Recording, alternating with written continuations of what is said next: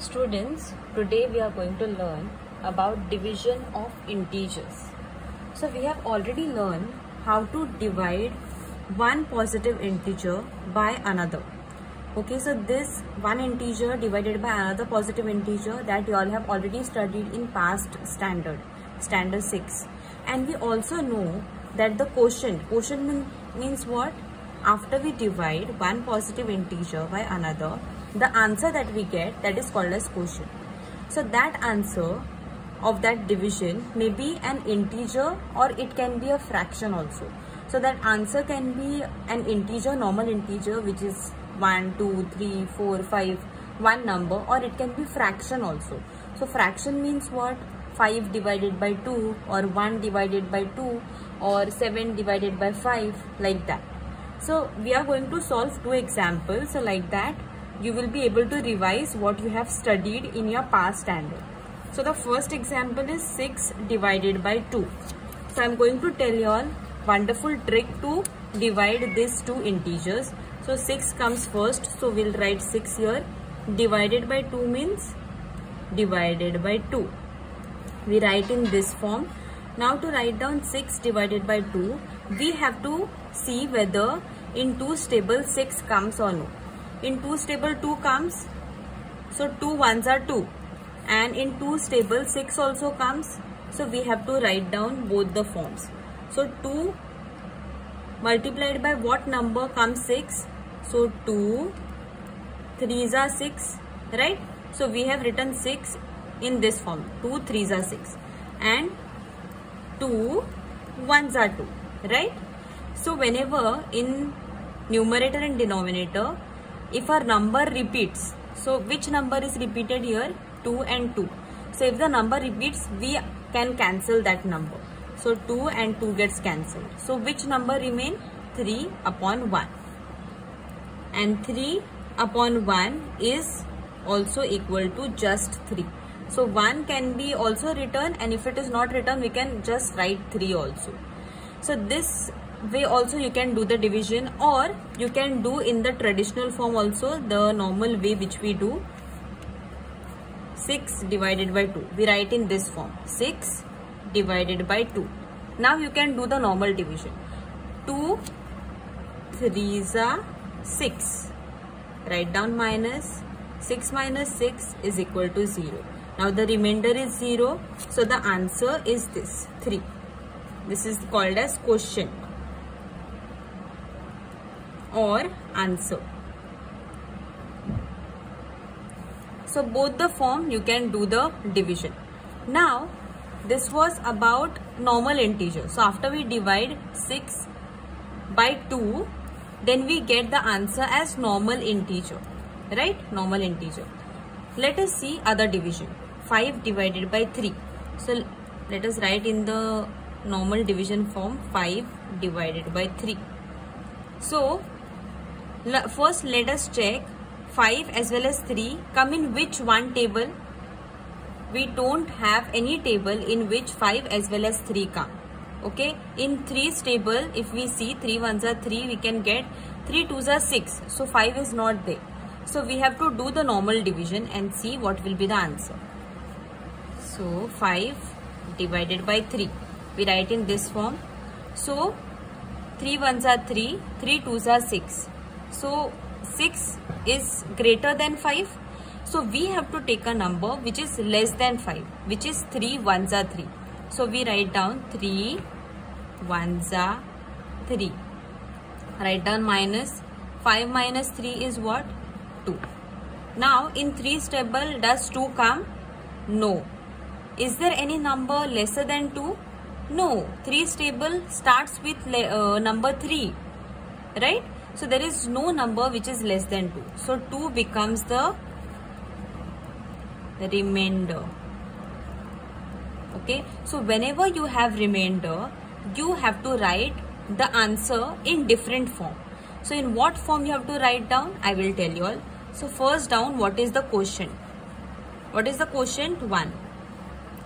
Plus, because we have remainder, you have to write down plus. Then you have to write down remainder upon divisor. So 2 divided by 3. Okay, so in this form you have to write down the answer. So you can see here 5 divided by 3 answer we get in the form of fraction 1 plus 2 upon 3. So there are two types of answer, either we get in the normal integer form or we get in the fraction form. But integers, normal integers as well as fraction, we can denote on the number line also. So let us see how. Till now you have seen a number line on which you have denoted all integers, negative integers, 0 and positive integers. Also you can denote fraction in the number line as well. So let us see how to plot fractions on number line.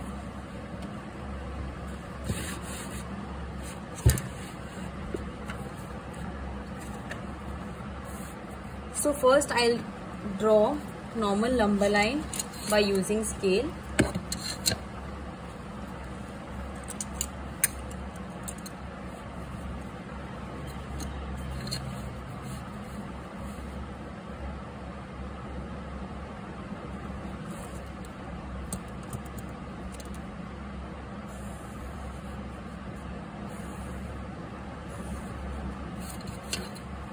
After drawing a line, approximately in the center, take point 0. Okay, now at 1 unit, draw a marking 1 centimeter. After 1 centimeter, you draw a marking.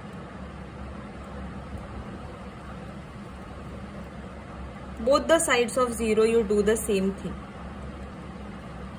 Take a scale and do it. Okay, that's how you will be able to draw the markings very properly. After 1 centimeter you have to mark a small point. So keep one number at 0 and then from both the sides of 0 draw a marking after 1 centimeter. So this marking which is there on the right side of 0, after 0 positive 1 comes, then 2, 3, 4 and 5, right? And on left side always negative integers come. So minus 1, minus 2, minus 3, minus 4, minus 5 and so on, right? So this number line continues till infinity. This negative infinity and from this side positive infinity. Right? So we have represented negative integers as well as positive integers along with 0. Now we have to learn how to denote fractions on a number line. Right? So I'll just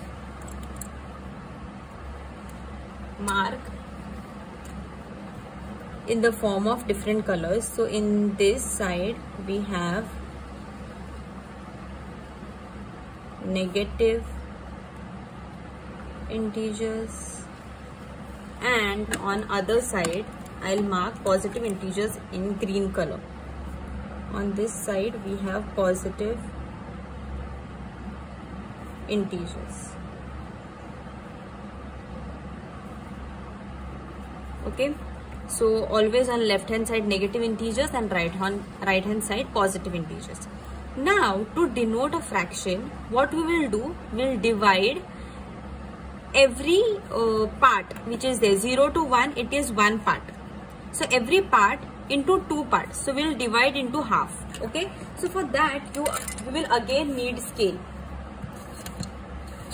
Okay. So to divide, you keep scale from 0 to 1. You keep it, and exactly between 0 and 1 there is a line, long line of 5.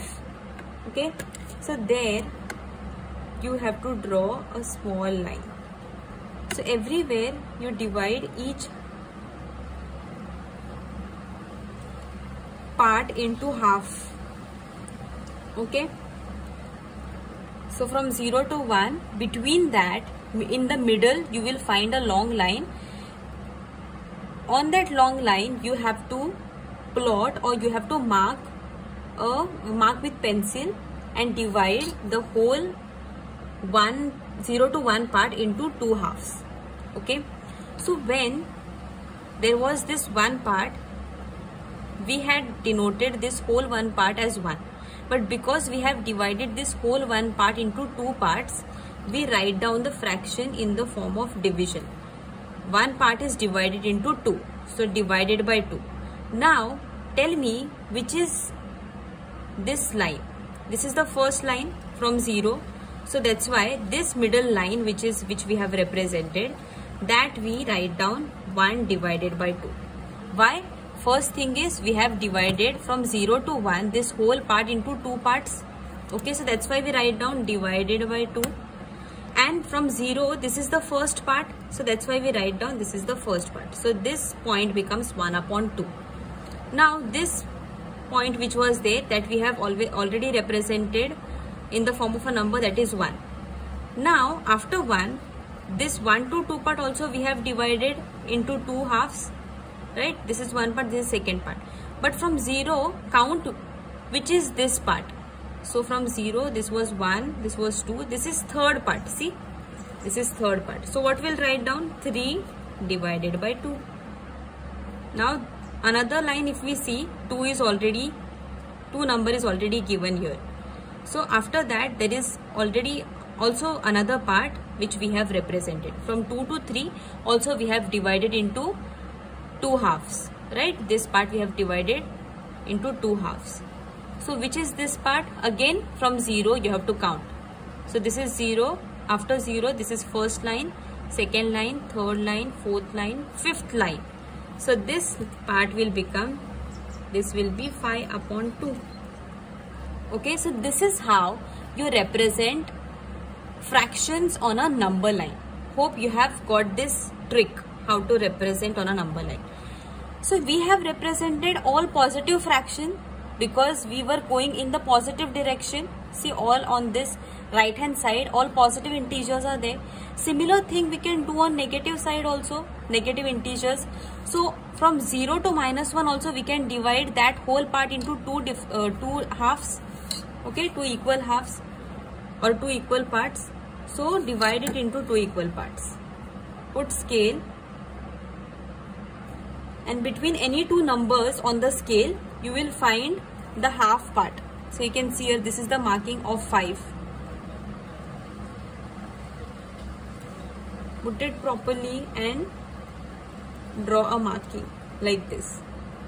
Between -1 to -2 also draw a marking. -2 to -3 also divide it into half. -3 to -4 also divide it into half. Okay, so and so on and so forth you can do and continue forward. Now 0 to -1 also we have divided into 2 parts. So again here also we'll get divided by 2.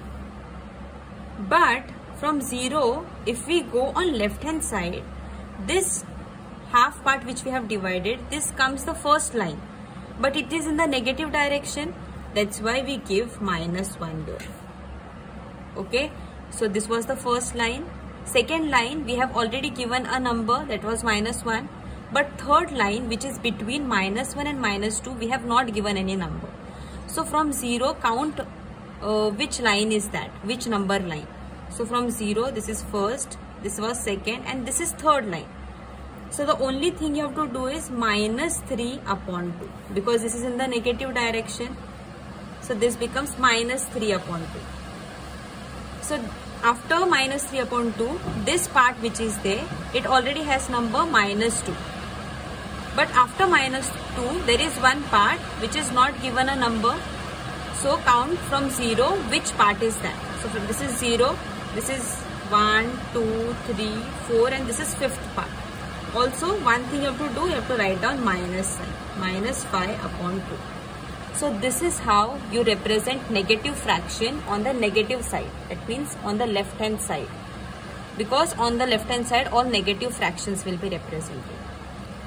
So all these fractions which are there, 1 upon 2 and -1 upon 2, 3 upon 2 and -3 upon 2, they are all inverse of each other. So 1 upon 2, its inverse is -1 upon 2. 3 upon 2, its inverse is minus 3 upon 2. And 5 upon 2, its inverse is minus 5 upon 2. So this fractions, I'll write with another pen. 1 upon 2, comma, minus 1 upon 2, 3 upon 2 and minus 3 upon 2, and 5 upon 2 and minus 5 upon 2. All these fractions are called as additive inverse. Why additive inverse? Because when you will add both these fractions, let us see, add and see, 1 upon 2 plus minus 1 upon 2. So when we'll open this bracket, what will happen? 1 upon 2 will remain as it is, but minus plus, always minus sign dominates, so minus, here it will be minus 1 upon 2 when we'll open the bracket, and plus 1 upon 2 and minus 1 upon 2 cancels, and always we get 0. Plus minus becomes 0. So that's why they are called as additive inverse, because whenever we will add both these integers which are opposite to each other, we'll get the answer as 0. Similar thing will happen with 3 upon 2 and minus 3 upon 2. So if we do it, 3 upon 2 plus minus 3 upon 2. After we open the bracket, what will happen? Plus minus will become minus. Again, plus 3 upon 2 and minus 3 upon 2 will be equal to 0. So even these two numbers, fractions, are additive inverse. And also same thing happens with 5 upon 2 and minus 5 upon 2. That's why both these fractions are called as additive inverse.